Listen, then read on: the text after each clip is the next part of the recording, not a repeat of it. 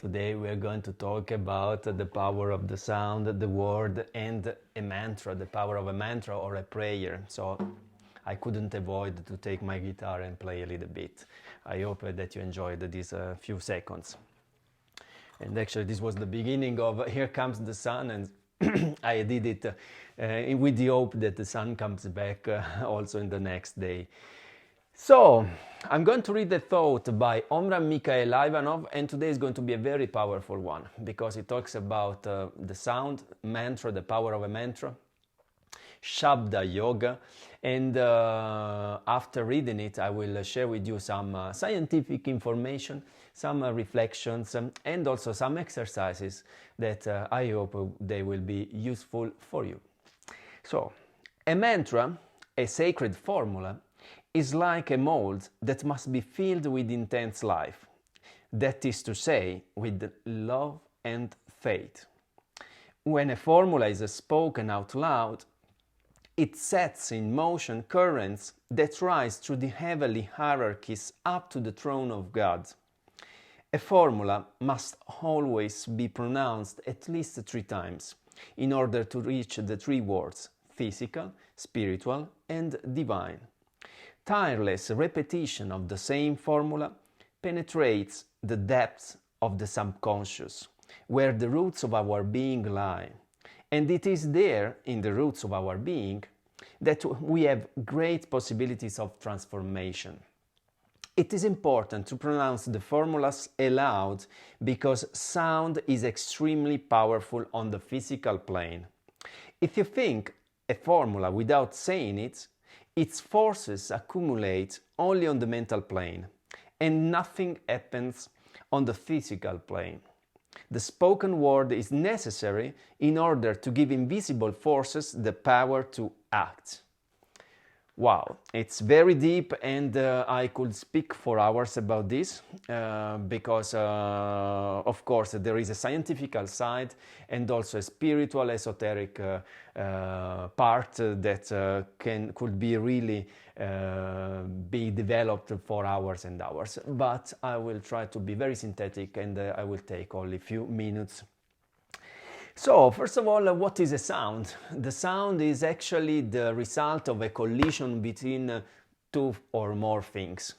A collision, it's a sort of explosion, a little explosion, because when I'm doing something like this, actually it's the electrons of the pen touching the electron of the paper that are colliding, and that is forming a wave. Just to give you an idea, imagine that you throw a stone on a lake, on a flat lake. You see that then some waves are created. It's easy to see it on the water. Now you can actually hear it because the sound that you are hearing, it's my voice, and my voice is the result of a collision happening within my throat with the vocal cords. And then this is moving and transmitting through the air. It touches the phone, and then from the phone is transformed again into sound on your device, and then this device creates a sound going through the air into your ear, and then from your ear into your brain through some electrochemical delivery of this kind of information. So I don't want to be so technical into the anatomic part of the sound system of the body, but if you're interested in that, please let me know, and one day we might also discuss that in detail. So we said that the sound is the result of a wave, and if you think about the universe, everything is a vibration. Atoms are actually not stable, everything is moving and is kept together. If it's a solid, a liquid, it's less stable, and so on, going up into the scale. And actually the hierarchy of the elements starts from solid, but then if we go above, then we are going also into the waves, and our ear can listen, can hear only a spectrum of waves of frequencies between 20 Hz and 20 kHz. I'm talking maybe too technical, but just to give you an idea, frequency is about the repetition of something. and you use this word also frequently, just to talk about something that is repeating. And if we are talking about sound waves, so it's about how many times these waves are repeating again and again. And this is to say that when I'm talking out loud in this thought, it's written that when a formula is spoken out loud, it sets in motion currents that rise through the heavenly hierarchies up to the throne of God. Actually, scientifically talking, the sound has an effect on matter. Okay, very easy. You can sing closer to a glass of water, you will see the water moving. But we can even do more extreme example. Sound can even have the power to destroy things, to move things. There are, okay, I don't want to talk about sonic weapons, but you can think about the medicine are now using for cancer treatment ultrasound waves, very, very powerful sound waves that are actually in a not invasive way entering the body and touching the waves. So is it possible, and that's why I try to give this scientific information, because wherever you don't believe in the spiritual side of this wisdom, you can start to open yourself to this. You can open yourself by knowing that actually, for example, the sound can be used in medicine to move your cells and to destroy some cancer cells. So is it possible that through the sound of your voice you can do a similar work on your body? So I put it as a sort of doubt. Then it's up to you to try to believe as usual. And you know the sound has been used in all traditions and religions. Everybody knows now the word Om, the Awaum. These were known as the primordial cosmic sounds, and have been using for mantra. What is mantra? Mantra is a repetition of a sound. Mantra is a word that comes from the East, from India. But also we have our mantra here on this side. You probably, if you are Catholic or Christians, you were in some church and you saw some old women praying with the rosary, which is very similar actually to what they have in the East. It's a sort of a bracelet with many little balls, and each one of them is linked to a prayer, or maybe the same prayer repeated many times. And this wisdom, that slowly science is going toward the direction of proving this kind of knowledge. This wisdom was saying that by repeating a prayer, we could have an effect on our body, on our mind, on our emotions. In the East, in India, they were talking also about the Shabda Yoga. In the West, we had the Kabbalah, the power of sound. In this thought, it's written that you should repeat prayers at least 3 times to have an effect, so on the physical, spiritual, and divine. So some people don't believe in the power of prayer. But again, if you take just the scientific side, repetition, okay, the sound, we have already proven that the sound has an effect on the matter. But then we can add another thing. The repetition of words can have an impact on your subconscious. So even though there is nothing spiritual or abstract, religious or esoteric, the fact that you repeat to yourself something is creating an inner memory that can work on your subconscious. That's why the prayer before going to sleep can be very powerful, because you're going to recording something, and then this kind of stuff is going inside deep in your subconscious, while you are sleeping. It's a very good practice to do it. If you still don't believe it, you can try. You can repeat to yourself every day, I am a stupid, I am a stupid. Or you can repeat to yourself, I am great, I am light, I am wisdom, I am the strength, I am healthy, I am whatever you want.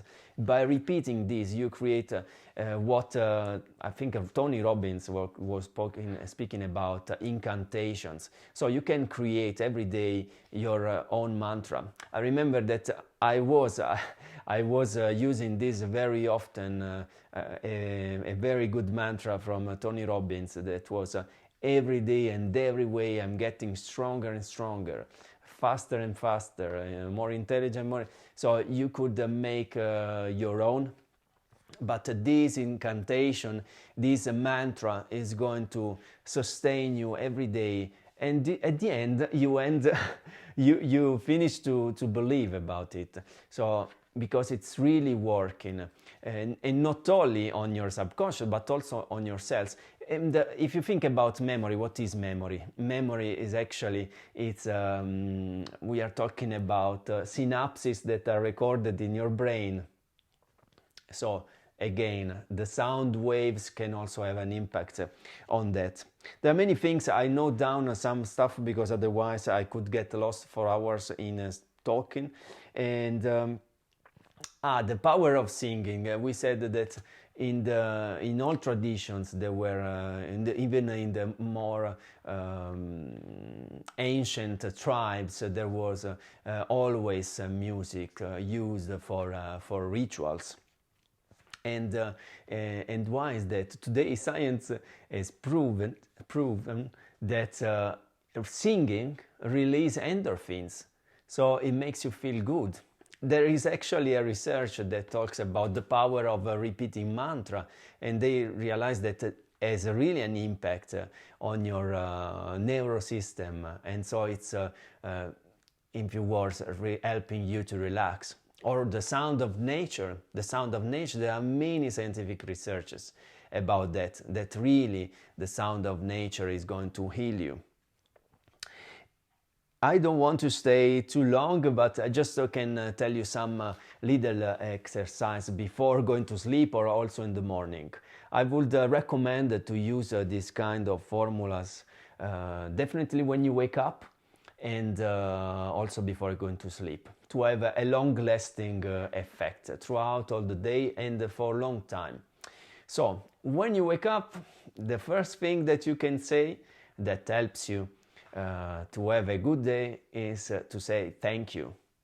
It can be thanks to yourself, to God, to the universe, to your landlord, to your dog, to whoever.